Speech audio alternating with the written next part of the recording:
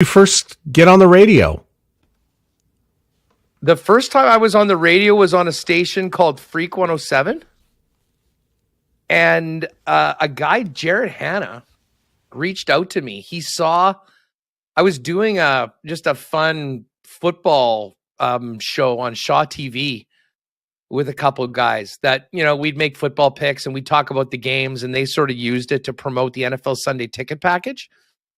And I guess it was just before the Turin Olympics in 06 that Jared called me and said, "Hey, love what you're doing on the show. Would you be interested in doing some radio stuff?" And I said, yeah. I mean, I'd never really thought about it. It hadn't been something that I was looking to do, but I said it would be fun. And I started off, I'd run in there in the morning before going to work, and I'd record a 2-minute sort of an Olympic update.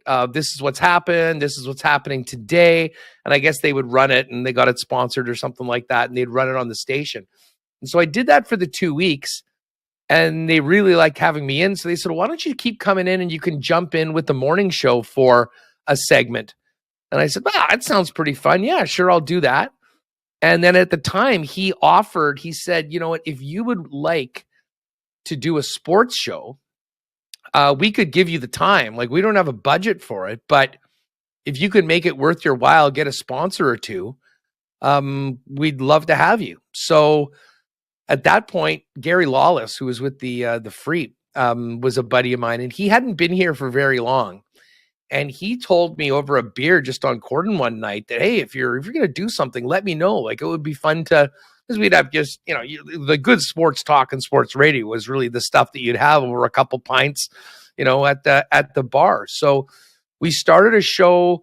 It was like 90 minutes on Saturday mornings from like 10:30 to noon on Freak.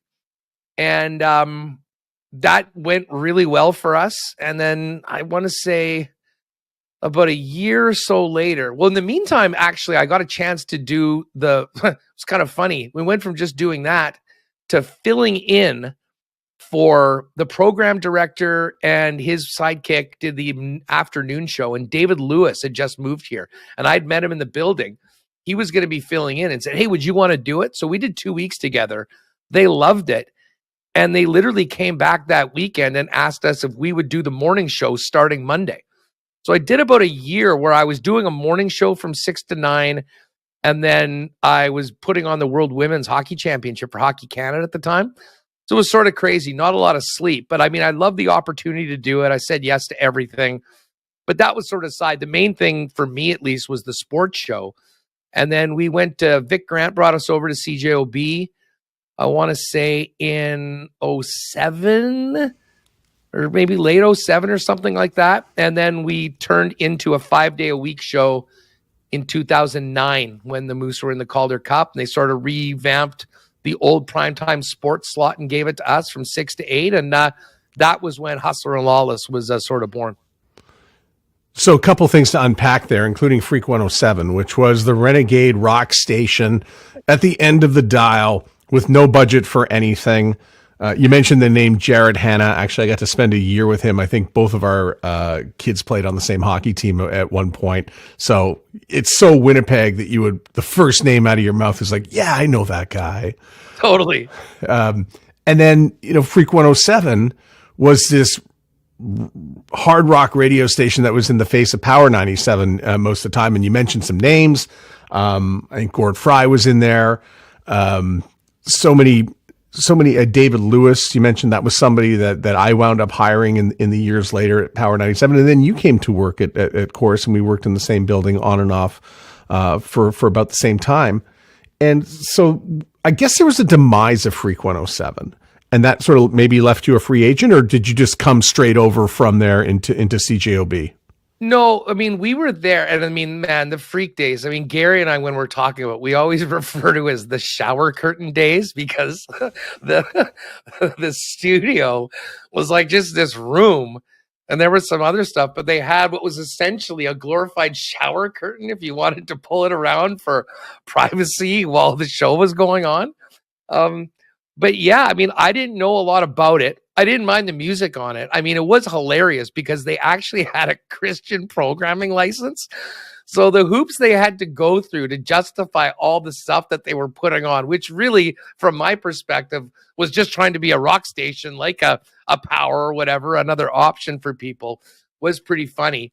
But it was unbelievable for me because as someone that didn't have any experience and was just going in almost more as a guest to be sort of just authentic, be myself, talk sports.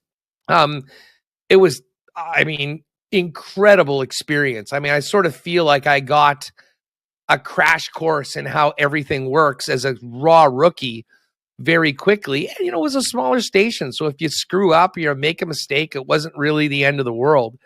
But yeah, no, we loved it. We were continuing doing the show right until we got the opportunity to go to OB. And we went to OB, and Freak was still around for another year or two after that.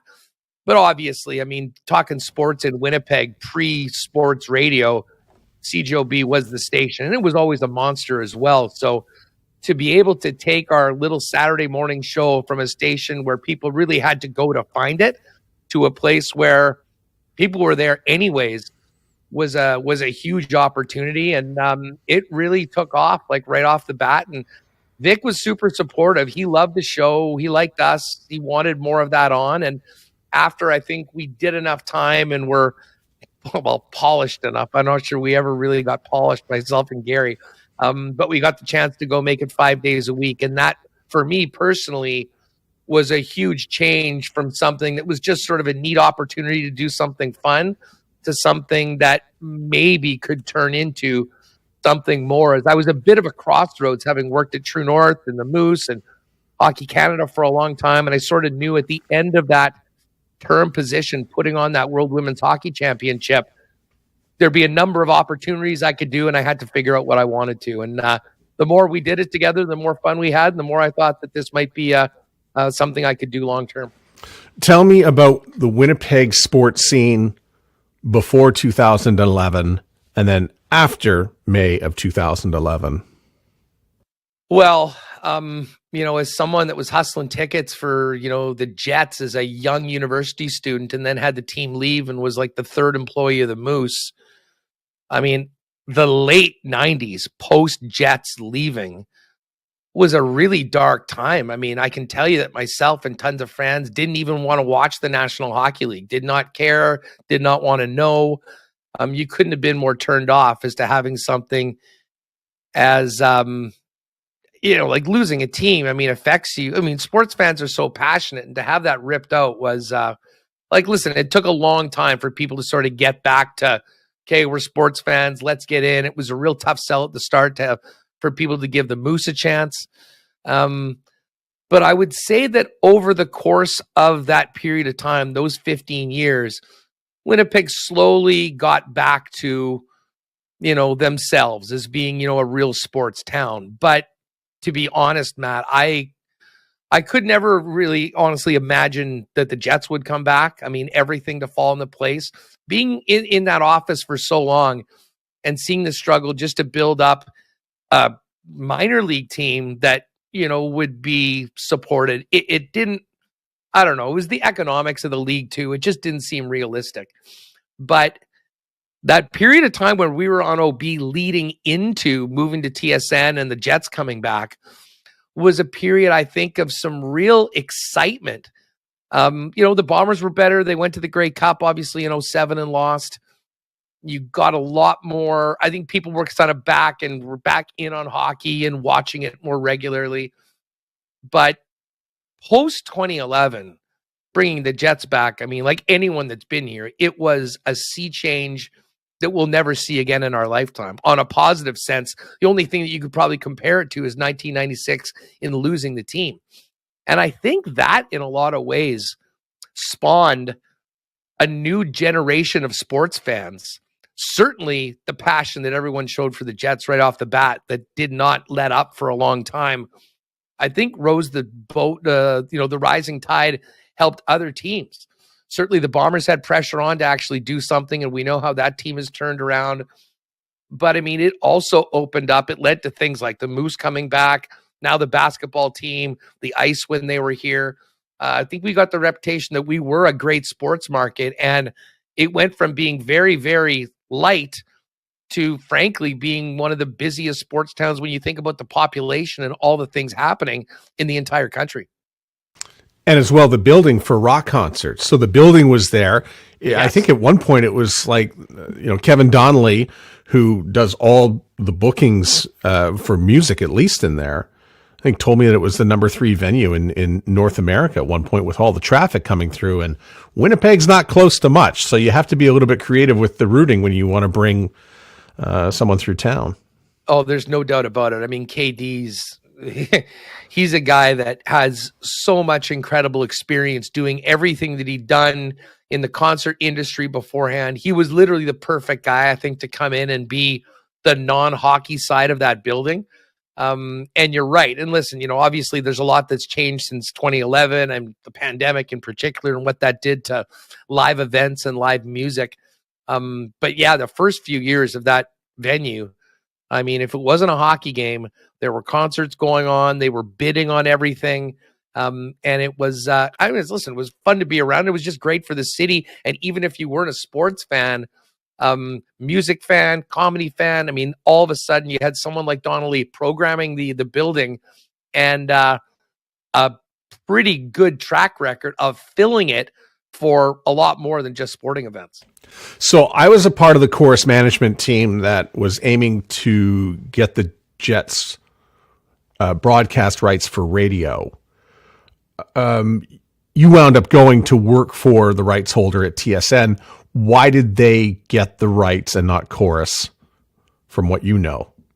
Well, I mean, I would say that it probably has a lot to do with the television deal.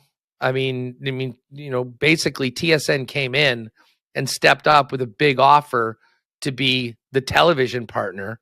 And from my understanding, and again, it wasn't in any of those meetings, I mean, I'm pretty sure they said, these are tied together. If you want us to be your TV partner, we're doing the whole thing. So I think that really, when it came down to it, I mean, I'm sure money was a big part of it. I don't know exactly what the numbers were, or what anyone was offering, or how that would work. But it was pretty clear that that was a package, that the radio rights were tied in with the television broadcast rights. And if Bell Media was going to be buying it, they were going to be doing the whole thing and not giving off another piece to a competitor. Yeah, I actually think I asked a question I knew the answer to, but I wanted to make sure that I knew the answer, which is why I asked it. So I got the feeling that, Chorus could have kept bidding higher and higher and higher, but in the end, it really needed to all be bundled together and to go to one place.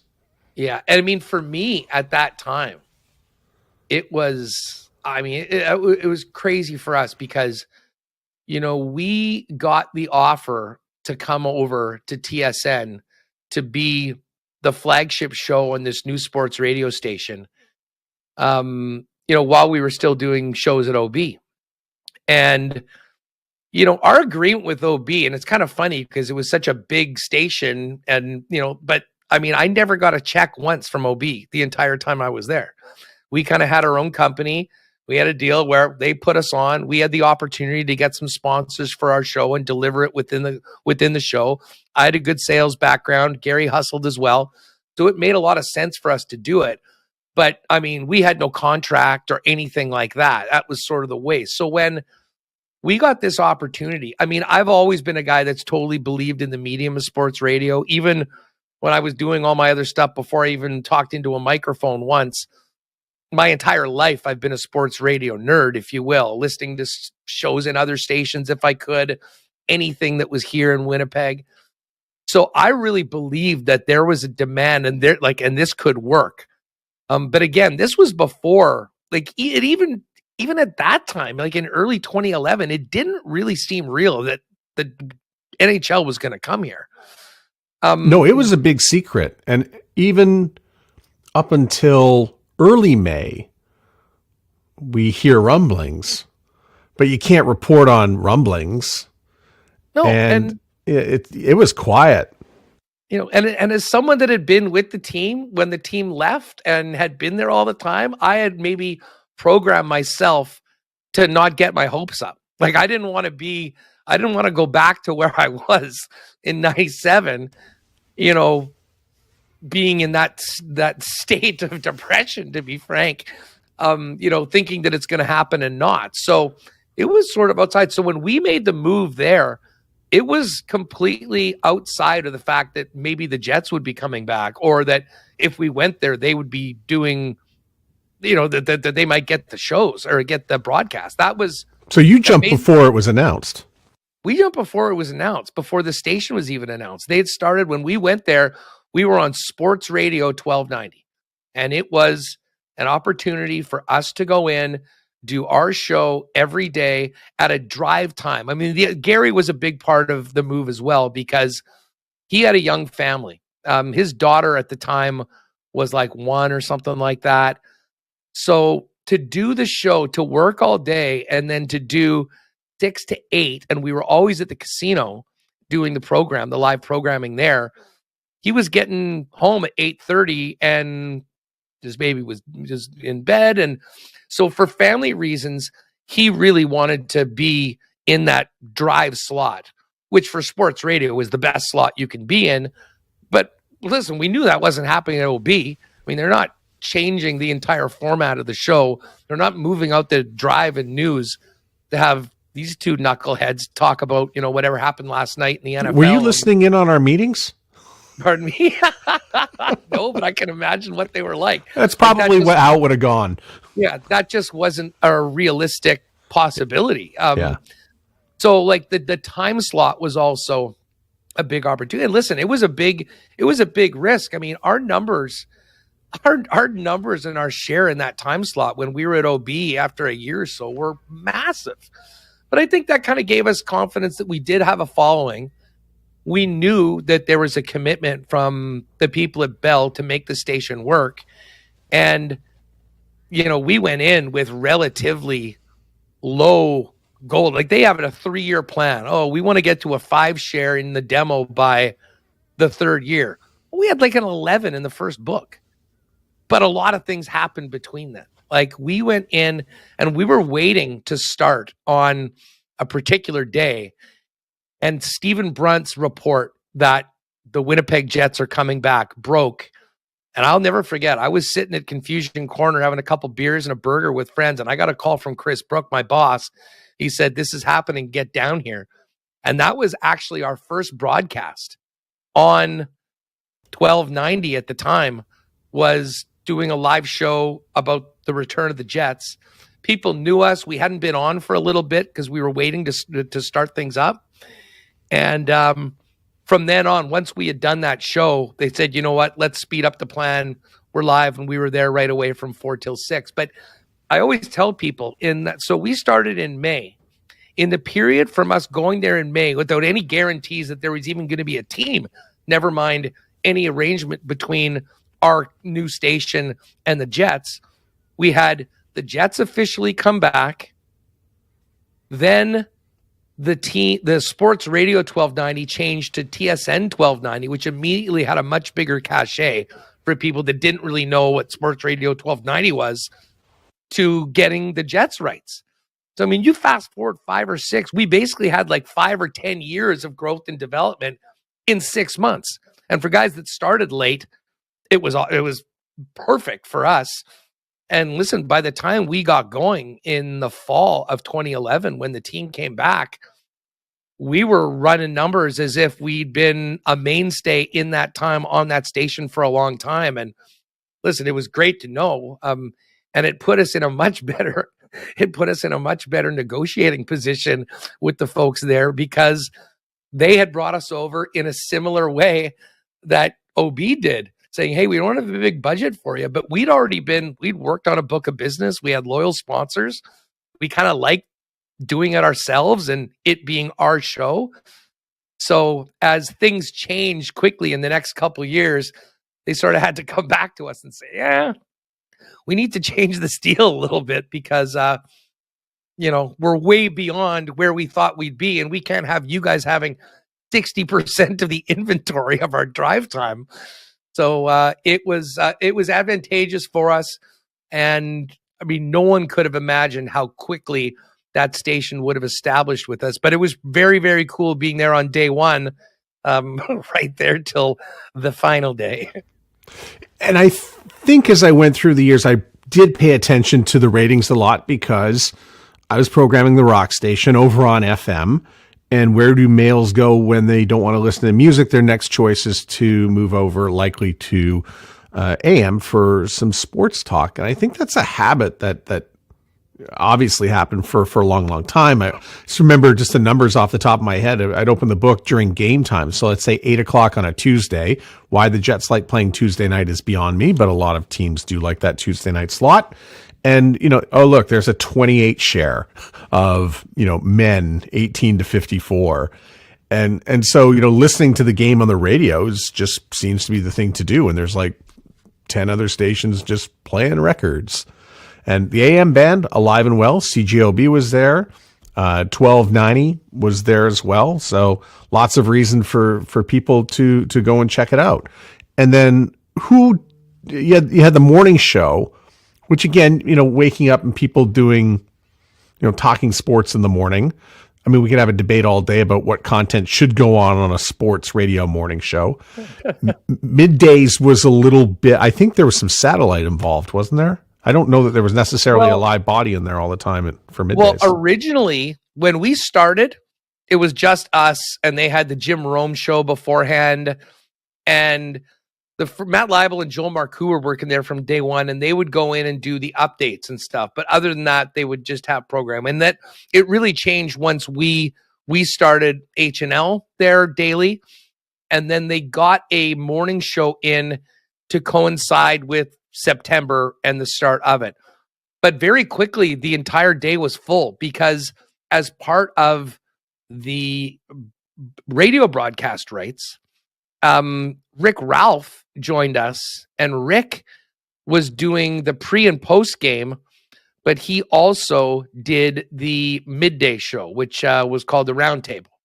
And he would have different guys come in, but he was an experienced broadcaster. He'd do a lot of the stuff himself. He'd have like, Edmonds, or I guess Edmonds wasn't yet on the broke, but like Shane Knighty, who at that time was doing the Jets broadcast before taking off with his stars. So they got it to a 6 to 6 live programming. And again, this is like 2011, 2012, as we've seen with so many stations, that eventually sort of got eroded away. But they would do, Rick would do 11 to 1, and they would replay the Roundtable from 1 to 3. And then we would go in. And then when we kind of redid the contract, and Gary and I both joined the company as employees, if you will, and essentially sold them the show, I got my own hour from 2 to 3, which was called the warm up. And I got to talk about more like sports betting stuff and pop culture. And it was sort of a wacky show. Like I was really able to really have fun. And then Gary would roll in, and we go from 3 to 6 with H&L on a little bit more serious tone. Like it wasn't as goofy as the 2 to 3. So yeah, I mean, they had, for most of the time, they had pretty much live programming throughout the day. But then later on you saw, we're going to do a replay hour here. We're going to bring this in here. And it just started off as they started to whack people and chalk them off, as we've seen at so many stations. The station and the programming got whittled away a little bit. But for us in our slot, we were consistent there on the drive every day, from the start till the end of 1290. So some shout outs, I guess, to Rick Ralph, Greenwood, Nova Scotia, in the house. You know it. And Matt Leibel, who taught my kids Hebrew. Hey, listen, the sports rabbi, still have him on the show now when he's kind enough to grace him with this presence. Oh man, like thinking back to that station, I mean, the characters that were in there. I mean, when you think of the morning show with, Leibel, I think probably was the best host. He's such a brilliant guy. Yeah.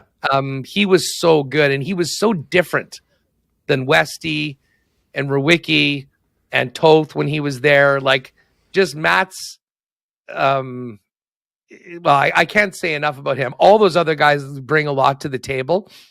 But Matt was so unique of getting the best out of people, making them feel comfortable enough, even when he was, making fun of them or whatever, doing that sort of thing. He was great. And then Joe Marcoux behind the scenes, and obviously our bosses. Chris Brook ran the station. Rat Carney has been around in this business for a long time. He was there. So it was a lot of fun. And I mean, that I think back to those first 3-4 years at 1290 is maybe the most fun I've ever had doing anything. And I've been lucky enough to have some really great jobs in fun environments and businesses. Really maybe up until what I'm doing now with Michael Remis post TSN. So I would also watch the ratings.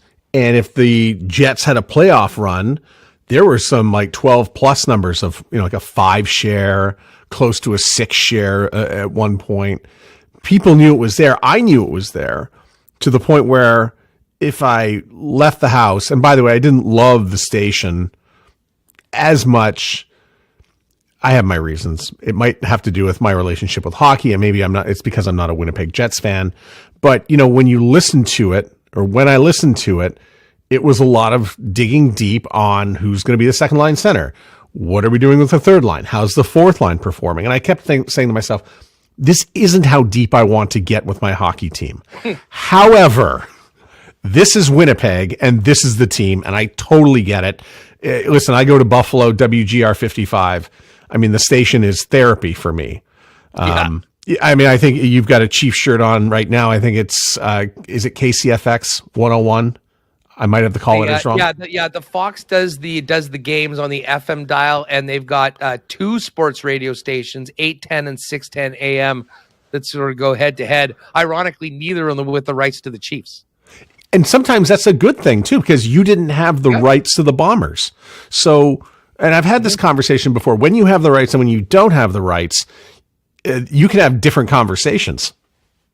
Yeah. I mean, I have to say I was lucky, and I don't know whether it was my boss, Chris.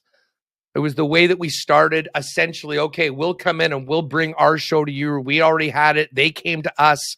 We negotiated a deal that had us still basically being independent.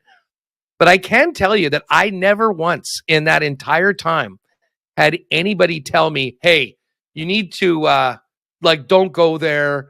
Let's not and I appreciated that. I don't think you could say the same for everybody else at the station. And maybe that was more our style of show, what we were talking about. We were never trying to do outrageous things to shock people or to create controversy. Listen, Gary and I had enough going head to head with each other. We didn't need to manufacture anything. But I was fortunate that. But you are right. I mean, I think at the end of the day, if all of a sudden you've got it out for the coach or the GM, and it can be as authentic as you want, and all of a sudden that's what you're hammering each and every day. Put it this way, you couldn't do that on OB right now. I don't think that would fly. But for the most part, I think people are professionals. They understand their relationships and try and do their best to give people the best programming and the most authentic takes. But yeah, I think in some situations, people have had to bite their tongue or maybe go a different way. Although I can say I'm lucky that I never really faced that. I used to think, oh, maybe I'll just turn them on to see if they're talking about the third line center again. And then, of course, when the station eventually is not there, I'm like, I kind of miss this. When did, I guess Gary left at around the time of the creation of the Las Vegas Golden Knights. Is that right? Yeah, exactly. Yeah. We ran together from, on that station from its inception in early 2011, and Gary left, I want to say in the summer or later on in 2016. Vegas had the team. They were building the team, and he made a pitch, obviously had good connections. And when we talk about the Manitoba Mafia there, knowing Kelly McCrimmon, and some of the other guys were important. And, I think in a lot of ways, Gary was always a bit of a step of the game. He got out of newspapers before a lot of other people and allowed himself, with the success that we'd had on our show, to transition to be doing kind of insider work and commentary on TSN, which helped him big time. And I think he saw where things were going and in some ways almost created a job for himself. Like I think he's the only National Hockey League team that has an insider. Like his card says, Vegas Golden Knights insider. Well, he does a million different things. He's involved in communications. He's involved in events. He's involved on the broadcast. As content has grown, he does tons of things like that. But he sort of did create that. So, and his job's changed as well since the beginning of the Golden Knights in 2017 to where they are right now. Still can't believe they're Stanley Cup champs, but that is the world we live in right now. But he's done phenomenal for himself, and he's a big part of a lot of cool things that organization has done. And it was tough to lose him, but I mean, in some ways for me, it was a real opportunity to even more so take the reins of the show. I'd grown a lot as a broadcaster and someone that started off with literally no experience back in the Freak days, to someone that could hold it down. And it was awesome working with Rick because, I mean, Rick had a very different background than me. I mean, as much as Gary and I were sort of yin and yang in some ways, it was the same thing in a different way with Rick. And the show was very different. It maybe didn't have quite the same sort of mano-a-mano throwdowns that Gary and I had and were known for, but it was still great. It was still an awesome way to work. And, you know, he killed it. He's killing it in Vegas right now, but certainly had a big impact here when he was with the station. And so tell me about the changes, or did you have to fill the void of him leaving? What changes were made, or because you were working for Bell, what changes might have been made for you? Well, I mean, yeah, I mean, listen, like they were great. Like they said, hey, would you be comfortable with this guy, I mean, you know, I did the show myself for a while and had some different guys coming in.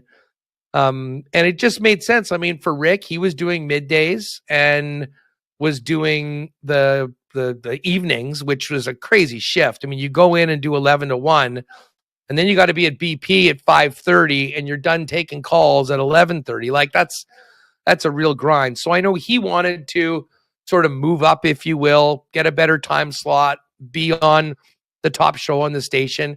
And I knew him well enough, not from really working with each other, but just being around the station, listening, you know who the guys are. And again, he was sort of a good straight man in a lot of ways, as much as he has a bizarre sense of humor and like a very Rick Ralphian, some unique things. And it was just a little different, but I welcomed it. I mean, I far rather wanted to work post Gary with someone that I kind of knew what I was getting into with. And Rick was that guy. And I mean, we kind of picked up where we left off. And I mean, I know the shows were different. But at the same time, when you look at, you know, what we're measured on, and that was the numbers, you know, as much as people would say, oh, we miss Gary and stuff like that, they were still listening, and we really didn't miss a beat for where we were and what we were measured on and compensated on. February 2021, I believe, is when they pulled the plug on the radio station. Feb 9. Sorry? Feb 9. Did you see it coming? You know, I think big picture, I would have been naive if I didn't think that there was a potential of that happening. Like I can tell you at that time, it was I mean, for years, like once Gary left, as much as I still had fun doing the show, that was at the time where all the cuts that were happening year after year sort of started to affect a lot of the things on the show. Like, and I think probably because I was inexperienced enough in this business and I'd never been fired, like, and because I was there day one and I knew how important I was to the station, like I never for a second was worried about getting whacked, which I think in retrospect is nuts, you know, considering how many talented people find themselves holding a pink slip at one point. But I was never really thinking like that. But I saw that it was, I don't want to call it a sinking ship, but in a lot of ways, a lot of radio was that. So I wasn't expecting anything imminent or anything like that. But once it happened, And especially on the scale that it happened with Winnipeg and Vancouver being, I'm pretty sure, their top 2 rated stations. If like that's where they were going to do it, then I mean, whatever. In retrospect, I'm glad it happened when it did, because it gave us a bigger head start to create and take advantage of the opportunity, frankly, Matt, that was presented by it. But the other thing for me is that it was a really crazy time in my life. In September of 2020, I had an incident with my back where I got a rare condition, which is essentially like a heart attack or a stroke of the nervous system. And I had to leave the show in the midst of a show on air because I was losing feeling below my waist. And I somehow got back home, started Googling, like, these are these symptoms, and realized, like, you need to go to the hospital right now. I went to the hospital on that afternoon, had emergency surgery that night, and spent the better part of the next 2-3 months in the rehab hospital learning how to walk again, and was off fair. And that was the first time I'd ever really been away. And of course, this is during the pandemic. So I get out. I finally am able to get out, and I got out right into code red. I had to be moved into a new building that didn't have the stairs that my old place had while I was back. So it was a whole new world. And I mean, I really could have been on disability like for a long time if I wanted. But I actually, because of what was going on, I was begging for them to let me get back into the studio, because that was the only place you could go. Like, I needed some human interaction. And I mean, let's face it, the job is sitting on your ass talking about sports. I mean, I'm not digging ditches. So I had to go through a whole bunch of things, like lawyers signing, doctors signing stuff off, just to allow me to end the disability and get back to the station. And 6 weeks later, they canceled the whole thing. So I'm happy I was able to get back and be there at the end. But everything in my life was so crazy at the time. It was just it just felt like another heater to the chin from fate. But but in the end, it's actually turned out to be, that was a formative time, but it's led to some pretty great things. And then came the opportunity. So how long after February 9th, and maybe you'd been thinking about the opportunity beforehand, but how long after the February 9th announcement that the station was going to be closing did you start to put the wheels into motion for a new media venture? About 12 hours. About 12 hours, like the shock. And I had never thought about it before, just because, listen, whatever, I was the guy on the station. I was treated well. I had a really good deal, like, until they didn't want me. Like, as disillusioned as I got a little bit with the direction of everything, I was still pumped to be talking sports every day in my hometown. I mean, it really was a dream job. And the other thing is, if I wanted to go that route, and I'd never really thought about it more than just very casually, the bottom line is it's way different leaving an entity that still exists and going and starting your own thing to ostensibly compete with that, or being there from start to finish, turning the lights off like without any notice, and going through the withdrawal that so many of our regular listeners had as to where this is going on. So I knew right away that there was a big opportunity. Like, we were shell-shocked. And as I said, we went through that day talking to everybody, talking to the HR lady, finding out, okay, this is how this all works. I got to, like, it was that same day where I figured, okay, like, what am I going to do? I got a call the next day from Kelly Kirch with Sportsnet in Calgary, to come out to, if I'd be interested in going out there. And I said to him, I said, listen, I really appreciate the call. And I'm flattered that, when this happened, you thought of me. And he said he'd actually apparently got my number like a month earlier, because they didn't have other people to kind of get into the mix. And he was looking at future moves, and like PDs do, you would know about that, kind of trying to identify people. And I said, listen, I don't even know if I'm able to work right now. We got to find out how this deal works, like everything. Just Give me a little bit of time. And I hung up the phone that day. And about 10 minutes later, like I was saying, listen, there's two players in Canadian sports radio. There's TSN and Sportsnet. You just got whacked by TSN. Sportsnet called you. You would think that in most cases, 99% of your brain would be like, oh my God, what a great opportunity. How do I make this happen? It was the exact opposite. 1% of me was thinking, oh, I guess that's a pretty good option to have. But I just knew that there was too much value in what I'd been in a huge part of building here in Winnipeg, with a big following here in Winnipeg that would not be the same if I showed up in Calgary or another Canadian market right off the bat. And the fact that that told me all I needed to know. The fact that I wasn't all in on this. Oh my God, how do I make this work? That I needed to start something myself with Winnipeg Sports Talk. And basically right then and there, we started doing it. And funny story. So Kelly actually followed up with me like a couple weeks later as I'm working on all this stuff and says, so what, like, hey, where are you at? How are things going? And I said, well, good. I'm working on some stuff.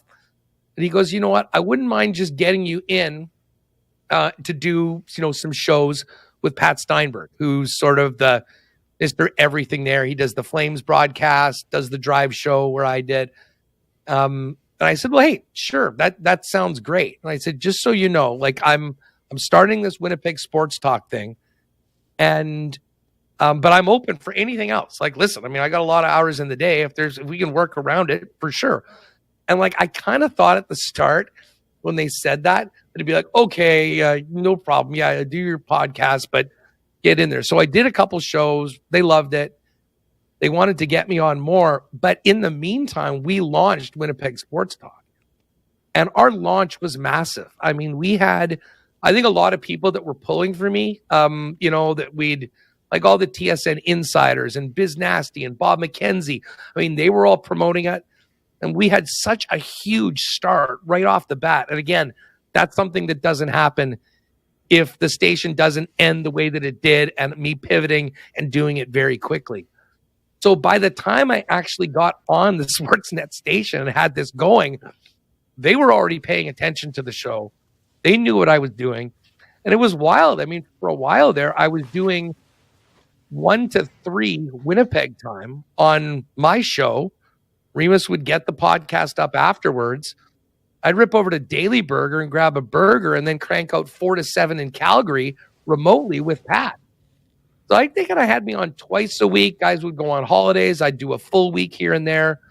So I was really busy right afterwards. But I knew that the minute I got this started and we got it going, there was no way I was moving out to Calgary and doing it full time there. Frankly, I didn't trust another big company. I figure I could have gone there and then be in the same position I was just in 6 months ago and miss the chance to, take advantage of what TSN gave up and kind of reclaim what we built for 10 years. And post-pandemic and post the demise of sports radio, I'm wondering if you're not thinking to yourself, moving, that is so 2019. We don't move anymore. We can do this from home.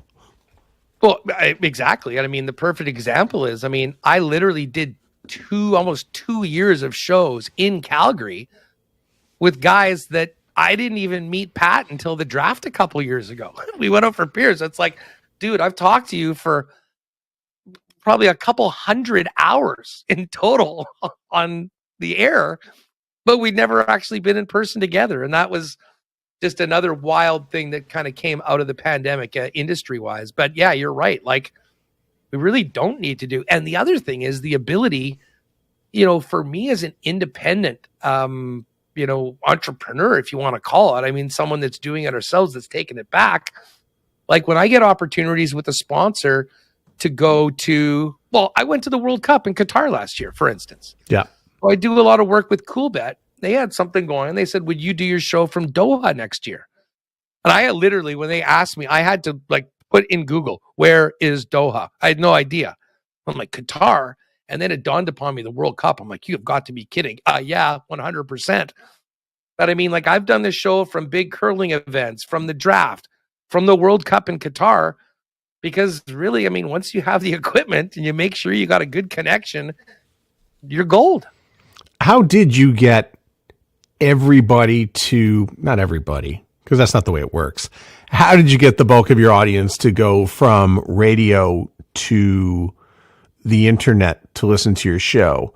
And I asked that because I went to a Jets game a couple weeks ago, heard some guys speaking in the same sort of verbiage that you would on 1290, talking about, the second line power play. What are we going to do with the fourth line? Who's going to be on penalty kill? And I turned around and I asked them, I said, what do you guys listen to during the day when you want to talk Jets?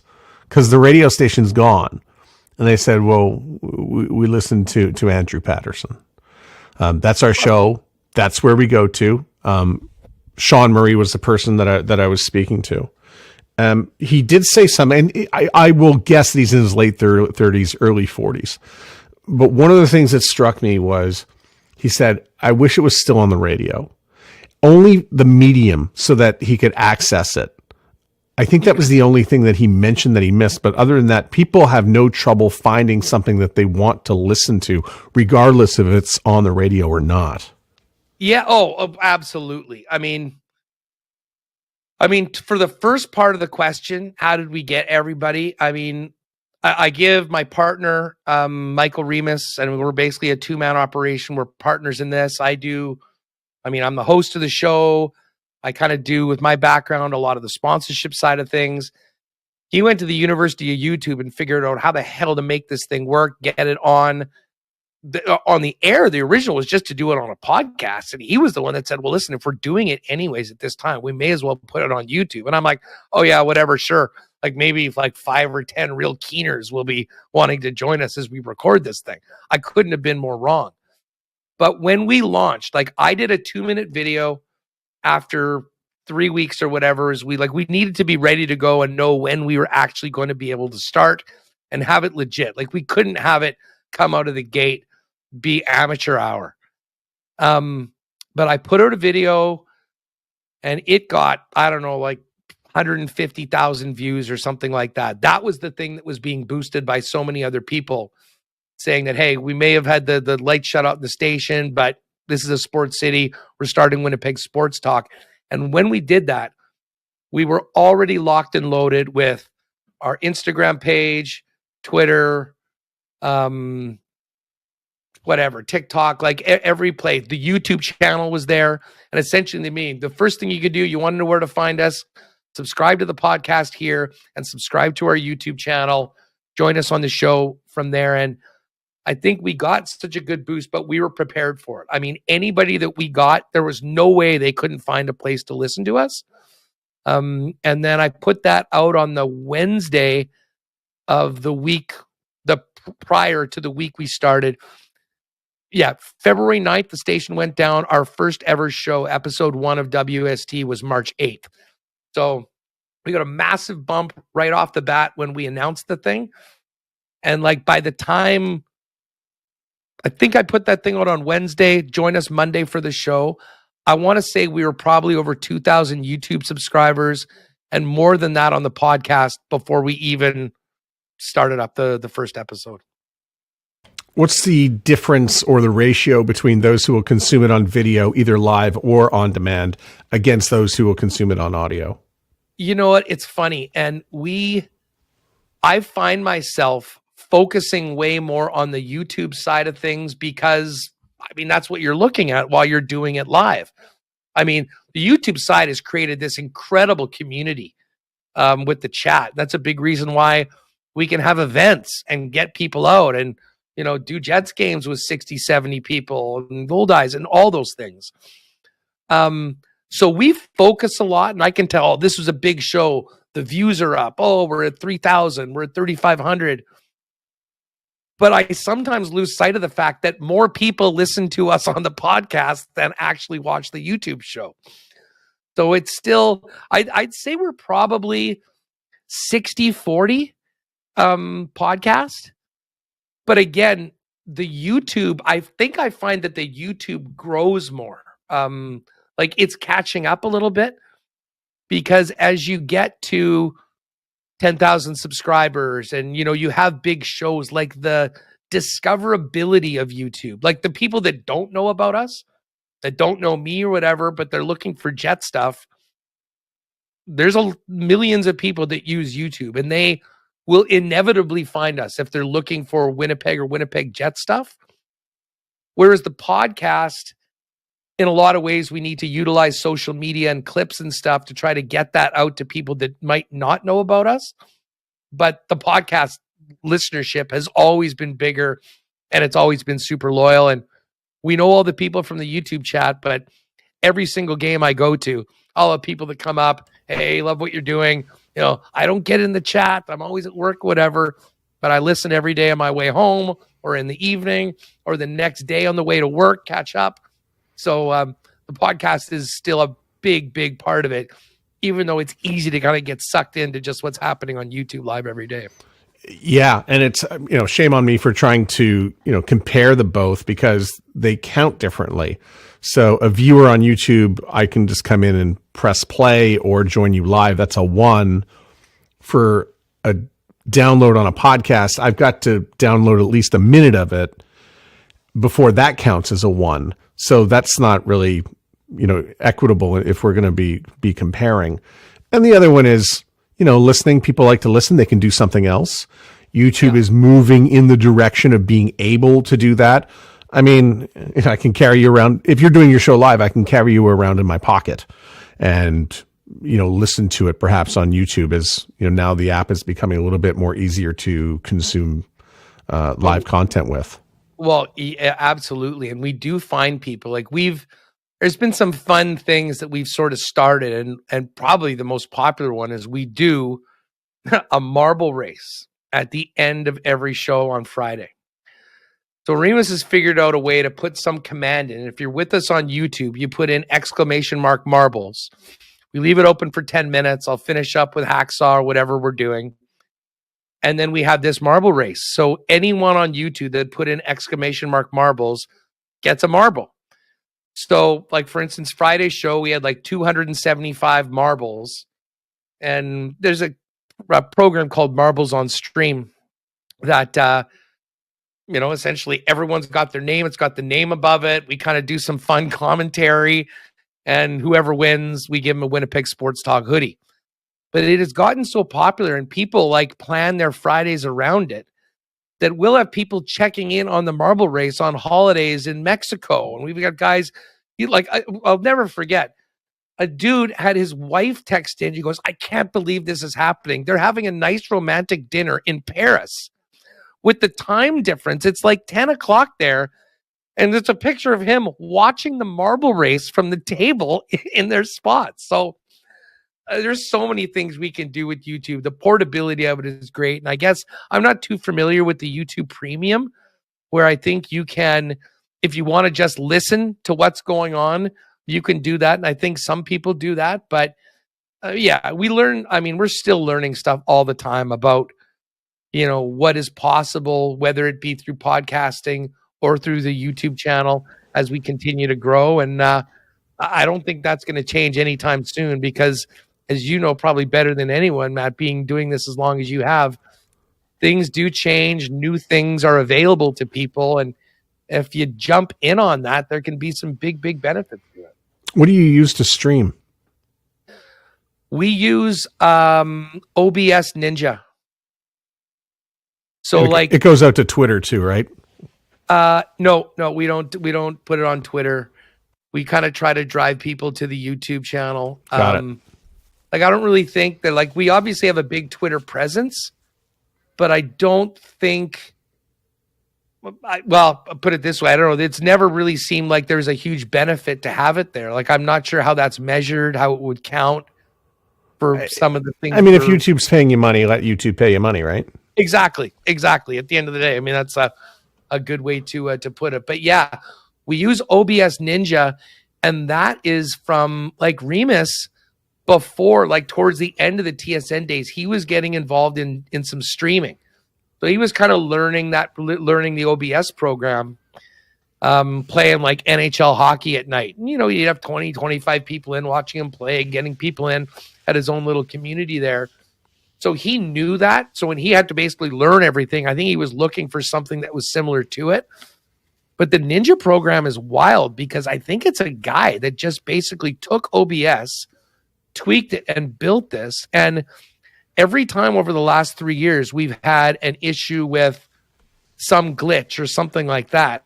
Like, he literally sends a message to the guy that built the thing, and 10 minutes later, he's got the thing back and done it. So God bless whoever it was that made that program. But it's great for us. I mean, there's all sorts of different streaming options. But this one, we started off with it. It's worked great for us. And now, you've got someone, not me, but Reem behind the scenes that has worked with it for so long, that knows it so well. I mean, the ability to produce content, even as just as two-man operation, continues to get better. So as we are doing this, there's a video component to this. You've got your Chiefs shirt on. I've got my Bills hat on. Yeah. Chiefs, Bills every year, all the time. They never play at Orchard Park. They'll probably play again this year. If they both go to the playoffs, they'll play again at Arrowhead. I believe next year they'll probably move the game to Buffalo, I think, is what's due up next on the schedule. But for Winnipeg sports fans, I mean, your audience, whether it is on the radio or it's as it is now online, what is the pecking order for what they like to listen to? So you're going to talk Jets. Jets would be one. That intersects often with NFL. When can you talk about that? The Bombers are obviously important for, some of the warmer months. That's going to be an easy one because there's not a lot of other sports going on. But how do you weave in stuff outside of the Jets, whether it's in season or out of the season? You know what? To me, it's not a lot different than I ever did, back on 1290. I mean, when you're coming to our station or our show, the Jet stuff. I mean, and that is the biggest driver. I mean, when the team's quiet or in August when there's nothing going on, that's the slowest time of the year. Training camp comes up. Even right now, the team's on a 4-game heater. You see the numbers go up every day. People are all fired up. Team gets waxed one night and everyone's depressed and doesn't want to hear about how shitty they played the night before. Slower show. So, I mean, there's no doubt that the Jets are the number one driver for us. I mean, the Bombers are absolutely as well. And listen, the success that they've had, how they've grown their fan base, new people get involved, and how great CFL players are to deal with and get on the show has always been big. And that would be a solid number two. We still do try to mix in other local stuff. I mean, people aren't living and dying with the Gold Eyes each and every day, but there's great characters. It's fun to have those guys on. We had a lot of fun with the Sea Bears last year when we have time. So, I mean, that will always be our priority. But again, like, we've got 2.5 hours of content every day. I mean, like you said before, we can only talk about who the sixth defenseman is in the upcoming game. Then they options for the coach for so long. I mean, in a lot of ways, we'll give them that information. If people in the chat want to debate each other for an hour, have at her.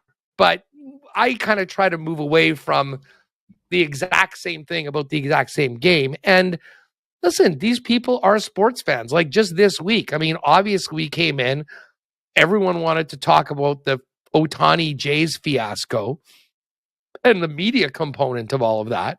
We've touched on that for the last couple of days. And listen, the NFL, whether there's some people are CFL purists and don't want anything to do with it, and some people shit on the CFL and I just like the NFL. I mean, at the end of the day, I'm a football fan. I love it all.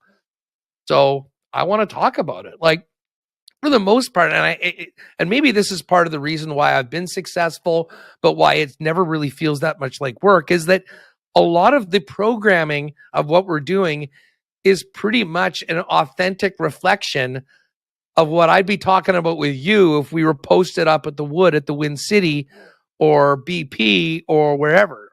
And I think that comes out. I mean, and for the most part, I have pretty common, like, in the summer, we're going to talk the Jays quite a bit, especially when exciting things are happening. The NFL, we'll start with the Winnipeg stuff and make sure we cover it as well, and hopefully better than anybody else does. But there's always time for the other big sports stories that we've always been talking about.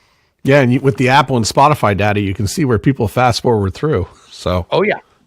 yeah, excellent. I don't think there'd be any competition of other media trying to say, oh, you can't have that guest, you're not a rights holder, blah, blah, blah, because there's really no other radio competition going on right now. So I don't think anybody would. I remember listen, we used to do that to you at Freak 107. We would block artists and guests from going over to your radio station. But for the most part, I don't think that exists anymore, right?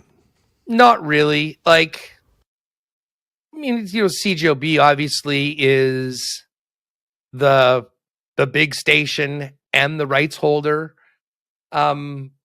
So at the start, I think they were maybe a little skeptical, but like, oh, okay, how is this going to affect us? When basically, I mean, that's kind of a question you always have to ask.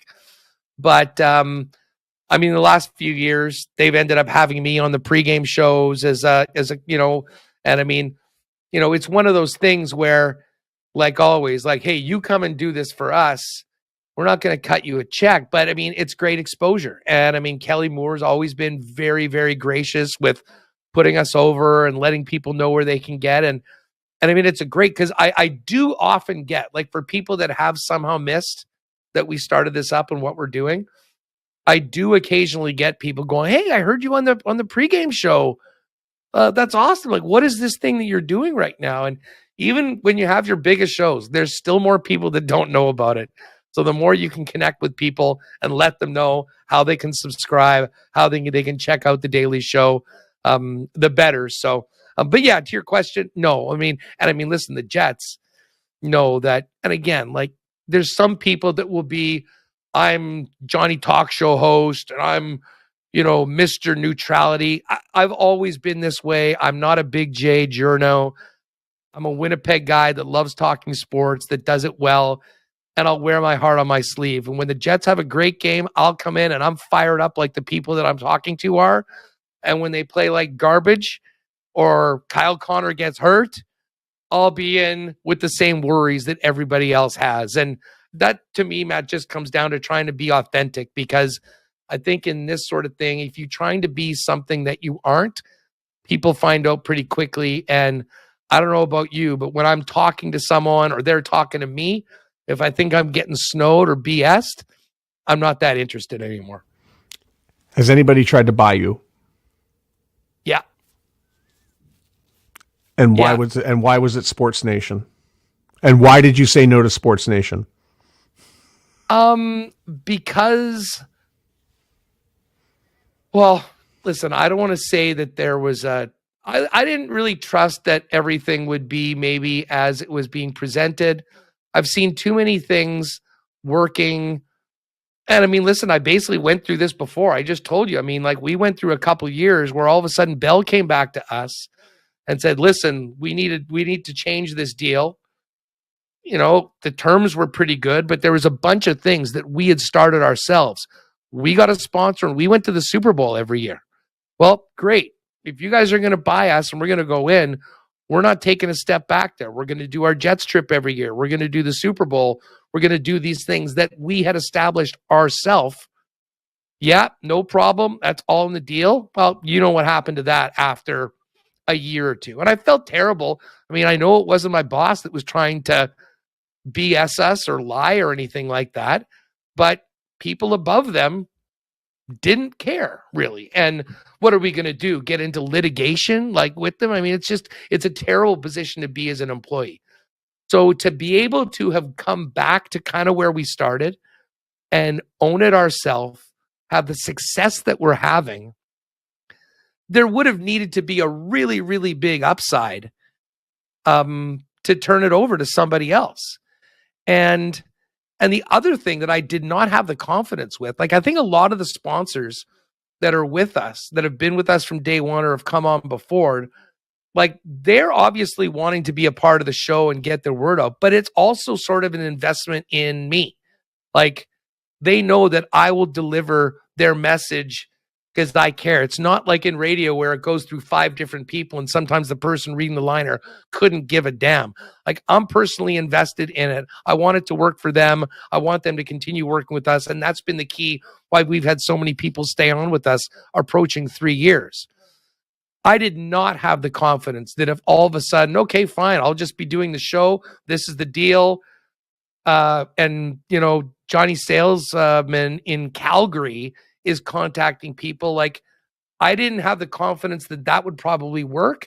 And I also didn't think that maybe a lot of the people that I had been dealing with before would maybe be in for the long haul if that was a way. So we've got great relationships.